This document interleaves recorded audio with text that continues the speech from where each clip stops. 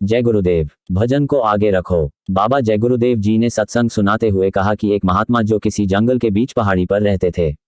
गर्मी बरसात जाड़ा चाहे जो मौसम हो वहीं रहते थे। एक बहुत बड़ा पेड़ था, उसके नीचे बैठकर भजन करते थे। 2-2.5 मील की दूरी पर एक छोटा सा गांव था। उन्हें जब रोटी की जरूरत होती तो उस गांव में झोली लेकर चले जाते और चुपचाप झोली फैलाकर खड़े हो जाते। कहते कुछ नहीं, माताएं उनको रोटी लाकर दे देती। फिर जितनी रोटी उनको मिल जाती 10 दिन की 12 दिन की, वो कहीं नहीं जाते थे। जब खाने का समय होता था तो एक रोटी पानी में भिगो दिया और खा लिया। किसी ने उनकी फटी लंगोटी देखी तो लंगोटी दे दी तो उसे वो अपने झोले में डाल देते, पर बोलते कुछ नहीं। दूसरे गांव का एक विद्वान एक वेल ढूंढने उस जंगल में आया।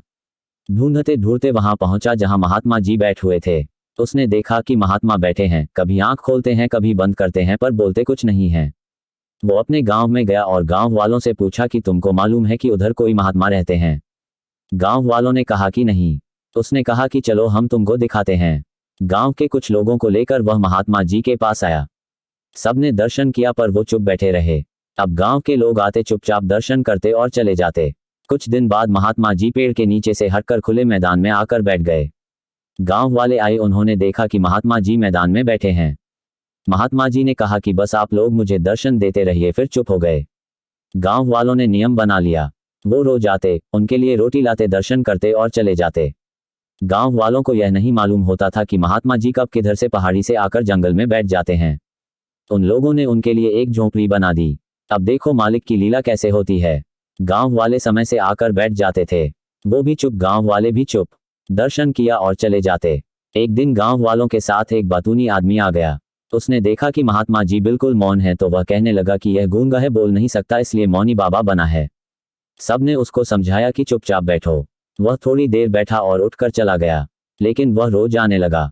धीरे धीरे उसकी बोलने की आदत कम होने लगी। कुछ दिन बाद उसने लोगों को बताया कि मैं यहाँ रोज आने लगा तो इनके दर्शन से ही मुझे इतना सद्गुण मिला कि मैं पहले कितना फालतू बोलता अब कितना शांत रहने लगा। इसी तरह से लोग धीरे धीरे आते जाते रहे।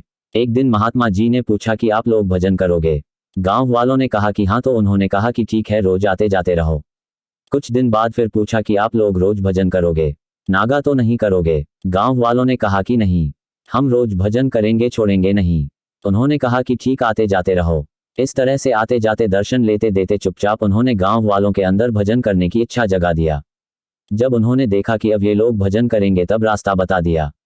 उनकी बड़ी शोहरत हुई। उस जंगल में हजारों आदमियों को भजन का रास्ता बताया और सबसे भजन करा लिया।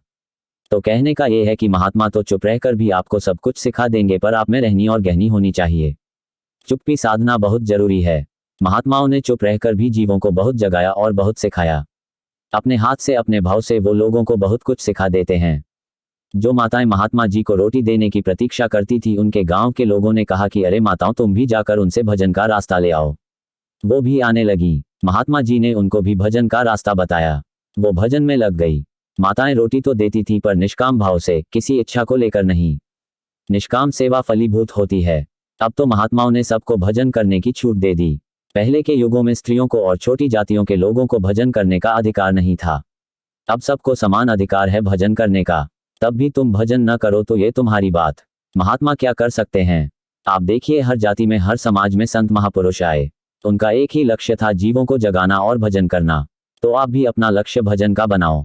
हमेशा याद रखो कि जब समय पूरा होगा तो सबको शरीर छोड़कर जाना होगा।